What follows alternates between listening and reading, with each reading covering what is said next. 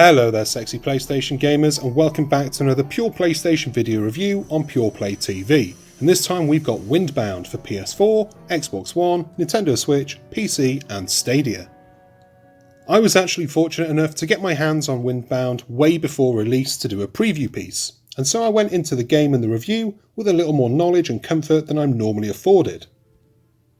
But before we go any further, I have a confession to make. I cheated when I played the preview. The email with the preview code and materials had cheat codes included, and I'm not above that temptation. Forgive me, for I have committed the most common gamer sin. And then I tried to do it again on PS4. The PC cheats are done with a keyboard, and so I plugged my USB keyboard into the PS4 in the hope that I'd be able to beat the system. I didn't. I had to play as a commoner. With that in mind, my full Windbound experience was a little different to my taster provided in the preview, but it's not any worse for it. I was impressed with the game early on, and that hasn't changed. If anything, I like it even more now that I'm playing it the right way. Windbound puts you in the sodden rags of Kara, a strong warrior who is now lost at sea. An unfortunate accident, or perhaps fate. You start your adventure with a decision to make. Will you play in survival mode or in adventure mode? In survival mode, when you die, you lose it all. In adventure mode or story mode, when you die, you only lose a little pride and progress.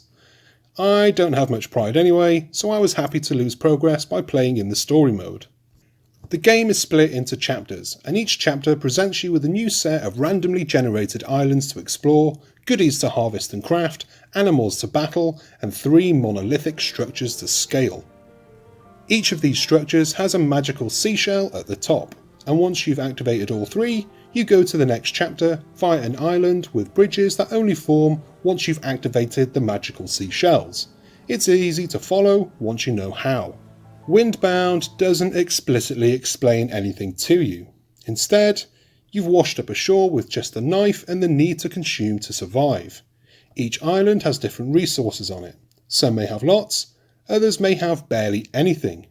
Managing your inventory, health, stamina and hunger are big parts of the game, and island life dictates how well you'll do.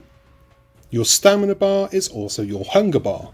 Every so often it'll drop a little, meaning you're hungry and reducing your available stamina.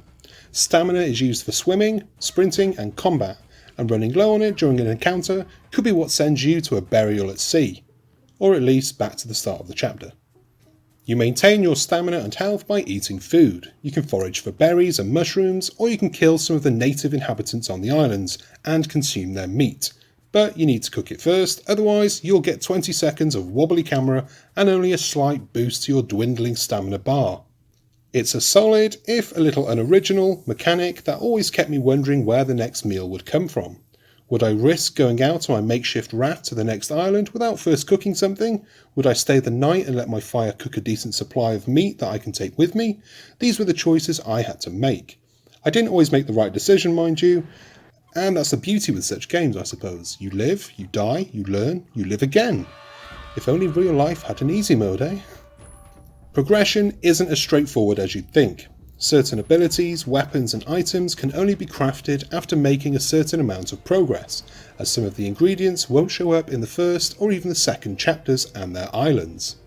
Knowing this is key to not spending hours drifting from one island to the next, wondering why you can't make an axe to cut down trees. It's a little annoying, and the game doesn't outright tell you that you can't do this, not yet, but later, and instead it leaves you to figure it out for yourself. For those of us with decent, well-developed brains, this isn't an issue, but I do worry for the younger players who might not understand.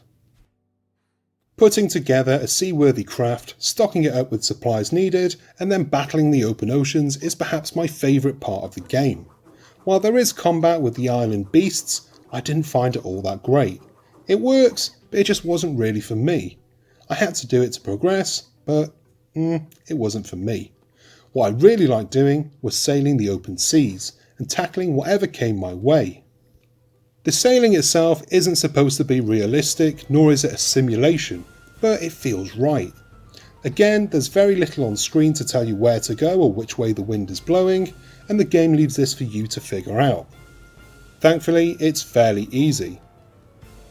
Just look off into the distance. If you see something on the horizon, go towards it. Not sure where the wind's blowing? Look for the swirls in the sky. They will show you which way the wind is blowing, and you can open your mast the right way.